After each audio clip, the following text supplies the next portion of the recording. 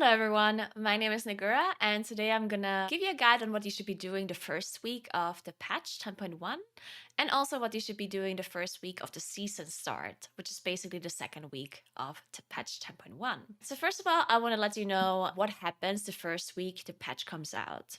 So first of all, M Plus is still going to be accessible, but it's going to be Season 1 Mythic Plus. So you will still be able to do the Season 1 dungeons, and you won't be able to do any Season 2 dungeons. The loot that you get from the Season 1 dungeons is still going to be the same loot as we get before the patch happened. Now, you cannot get rank 1 title anymore during this week. So if you have earned your rank 1 title before the patch came out, it's fine, but you cannot, if you increase your rating during this week, then it will not count towards that rank 1 title. You should still be able to get KSM and KSH as well during this pre-season week though. Now, the new raid is not available yet. You can still do the old raid as well. You can do Vault of the Incarnates on any difficulty, but it will of course drop the item level that you also got in Season 1.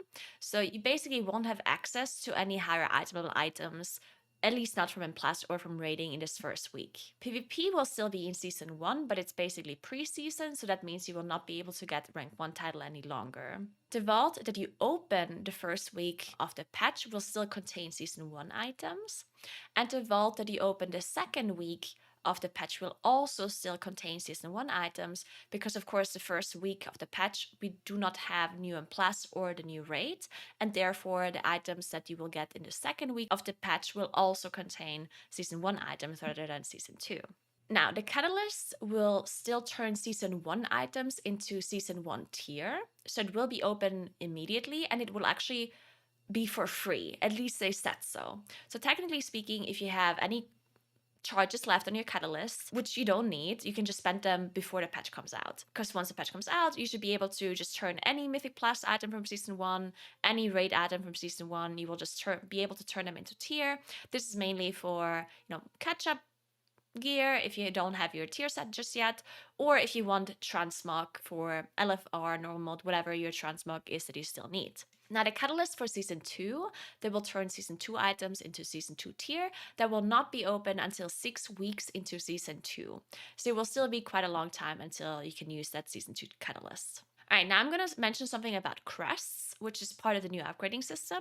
If you guys don't know how the new upgrading system works and you don't know what Crests are, then I heavily recommend watching the video that I posted before on my channel, where I'm explaining how the upgrading system works and how the currency works and all of that kind of stuff. As I'm recording this video, I don't actually have information regarding what happens the very first week of the patch yet. So we are not 100% sure if you can get Whelpling Crests and Drake Crests in the first week. You definitely will not be able to get Worm Crests and Aspect Crests because they are tied to Mythic Plus and to raiding content, which is not available the first week. But Whelpling Crests and Drake Crests, which are the two lower tier upgrading crests, they're technically available from world quests, outdoor content, rares, weekly quests like Dragonbane Keep, Community Feast, and so on. If they already dropped the first week, then I would recommend for you to farm 10 Whelpling Crests, which is the weekly cap, and 10 Drake Quests. As I said, the Whelpling Crests drop in outdoor gear. This will only really be useful if you need to upgrade gear to item level 421, because that's the maximum item level you can use Whelpling Crests for. If you already have full 421 gear and you don't need this, then you don't need to farm Whelpling Crests. Now, the Drake Crests, as I said, they also drop in outdoor gear, but mainly from weekly things like Community Feast, super rare mobs, Dragonbane Keep, maybe the Big Hunt as well.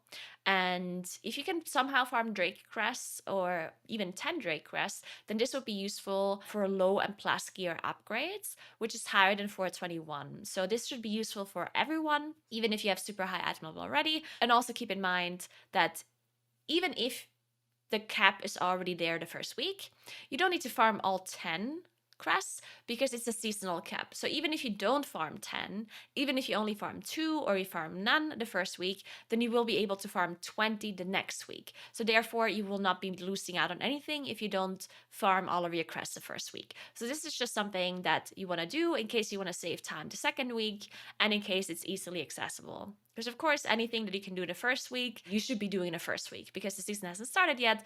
And of course, when the season starts, you kind of are focused on other content like Mythic Plus and raiding. Now, you should be getting half of your Shadowflame Spark. The way the sparks work is that you get half of a spark and then again half of a spark, and then you can combine them into a spark. So definitely make sure you go ahead and do that. And then you should also be thinking about profession gear and spark gear, and possibly fix your embellishments with season 1 sparks. So since we can still equip our old spark items from season 1, you can use embellished gear from season 1 items and then use your Shadowflame spark for possibly a weapon. Usually the best upgrades for spark items at the very start, because it's a very limited resource, the Shadowflame sparks. We won't have a lot of them, right? Because they're time gated. So at the very start, the most useful thing for you to do is usually craft weapons. And at the start of Dragonflight, people also crafted embellished items, because the difference between not having an embellished items and having an embellished item was really big. But now in season 2, you still have embellishments from season 1 available to you. So it's very likely that your best upgrade to use your Shadowflame Spark on would be a weapon. Keep in mind though that two-hand weapons require 2 sparks. One-hand weapon only requires 1, so you might have to wait until you have those 2 sparks available. But definitely make sure you figure this out for yourself, possibly recraft certain older items you still have from season 1, maybe change the embellishments around, think about what kind of items you want to equip and what you want to use your spark on. Then you also want to do as much content to get flight stones. Flight stones technically should be dropping in season 2 content and not in season 1, but we haven't 100% confirmed this yet. So as many flight stones as you can farm is good. Now keep in mind that as soon as the season starts, you will be able to get flight stones much easier.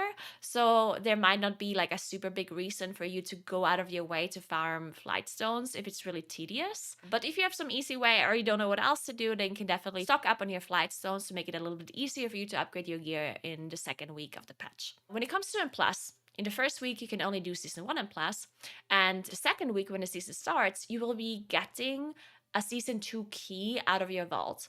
Now, the key level usually depends on what key you did. So for example, if I time a +20 key this week, then I get a +20 key from my vault next week.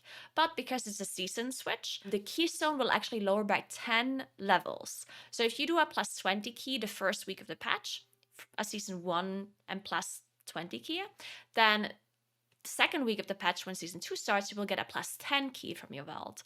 So keeping this in mind, you probably want to do as high of a key as possible in the first week of the patch to make sure that the season 2 key that you get from your vault is going to be as high as possible. All right, then you want to maybe focus on your professions if you have some extra time and you do professions. So you can level your professions, maybe get certain recipes that are available the first week already. You can also farm reputation for the new faction that gets unlocked with the new zone. And you can, of course, do any kind of campaign quests, world quests, and quests in a new zone. But all of that is not necessarily required for player power. So if you want player power only and you don't care about cosmetics or professions or recipes, then you do not necessarily have to do anything in a new zone, except maybe, you know, farm your crests if you need them to upgrade your gear. In the first week, there's really not that much to do if you only really care about player power upgrades. Now, the second week, on the other hand, there's a lot more to do. So the second week, you want to farm 10 Whelpling crests if you don't have full 421 gear. You want to farm 10 Drake quests to upgrade 421 gear up to 428. And you want to farm 10 Worm crests, which are going to be very important to upgrade heroic raid gear to a mythic item level. And you want to farm 10 Aspect crests, which are important to upgrade any item to max upgrade item level item.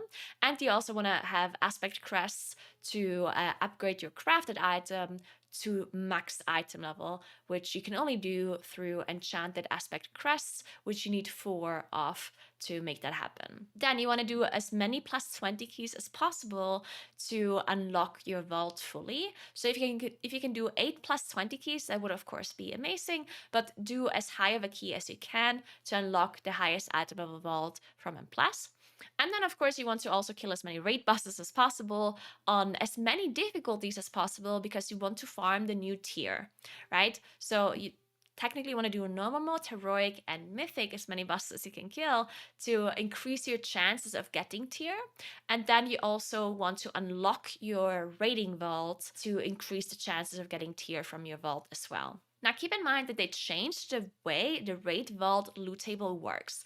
So previously in season 1 and also in previous tiers, if I only ever killed, let's say, Kurok Grim Totem and Rasagath, and I never killed any other boss, then I would only get loot from Kurok and from Rasagath in my vault.